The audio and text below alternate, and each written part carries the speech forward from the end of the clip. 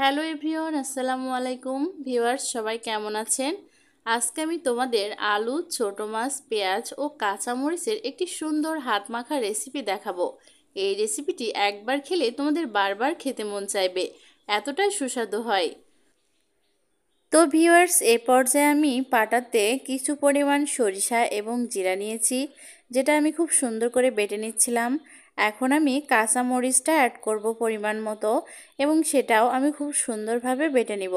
তো এই পর্যায়ে আমার কাঁচা মরিচটা বাটা হয়ে গেছে।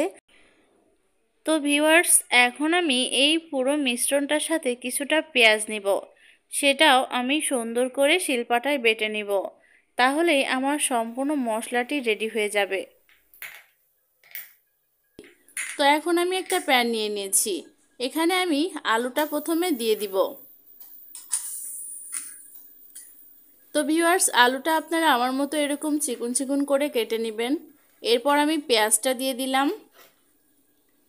আমি এখানে বেশি পরিমাণে পেঁয়াজ দিয়েছি, আপনারা চাইলে এর থেকেও বেশি দিতে পারেন, তাতে তরকারির স্বাদটা আরও বেড়ে যাবে।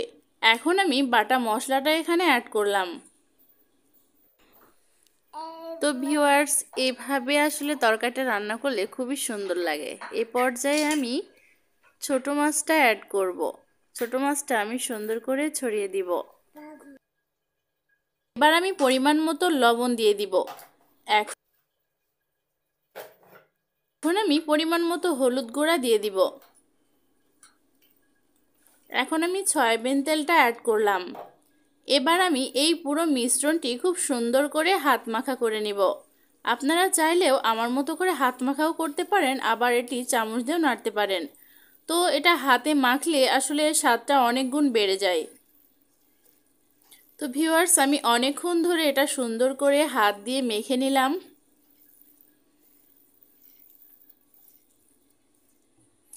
এবার আমি পানি অ্যাড করব। ঠিক আমার যতটা পানি লাগবে আমি ততটা পানি নিব। অতিরিক্ত পানি নিলে তরকারিটা নষ্ট হয়ে যাবে। দেখুন আমার তরকারিটা কত সুন্দর হয়েছে। এখন আমি এটা একটু হালকা করে নাড়া দিয়ে আবার ঢেকে দিব। তো আমার তরকারিটা প্রায় হয়ে এসেছে। দেখুন এটা দেখতে কতটা সুন্দর লাগছে।